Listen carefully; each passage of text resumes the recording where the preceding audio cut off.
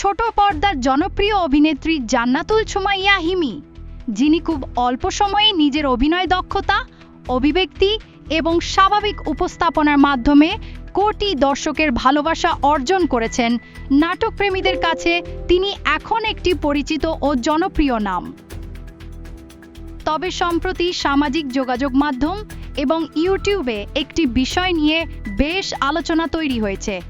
অনেকেই দাবি করছেন জনপ্রিয় রাজনৈতিক ব্যক্তিত্ব হাছনাত আব্দুল্লাহ নাকি হিমির নাটক বন্ধ করার কথা বলেছেন। কিন্তু সত্যিই কি এমন কিছু ঘটেছে, নাকি পুরো বিষয়টি ভিন্নভাবে উপস্থাপন করা হয়েছে? চলুন জেনে নেওয়া যাক বিস্তারিত। তার আগে আপনি যদি আমাদের চ্যানেলে নতুন হয়ে থাকেন তাহলে চ্যানেলটি সাবস্ক্রাইব করে পাশে থাকা বেল আইকনটি অন করে দিন। আর ভিডিওটি ভালো লাগলে অবশ্যই একটি লাইক দিতে ভুলবেন না। মূল ঘটনায় আসা যাক। কয়েকদিন আগে এক সাক্ষাৎকারে বাংলাদেশের চলচ্চিত্র ও নাটক নিয়ে প্রশ্ন করা হলে হাছনাত আব্দুল্লাহ বলেন, বাংলাদেশের মানুষ পারিবারিক মূল্যবোধকে গুরুত্ব দেয়। আমাদের সমাজে পরিবারকে সঙ্গে নিয়ে বিনোদন উপভোগ করার একটি সংস্কৃতি রয়েছে। তাই নাটক ও সিনেমা এমন হওয়া উচিত যা সবাই একসঙ্গে বসে উপভোগ করতে পারে এবং সামাজিক মূল্যবোধের সঙ্গে সামঞ্জস্যপূর্ণ হয়।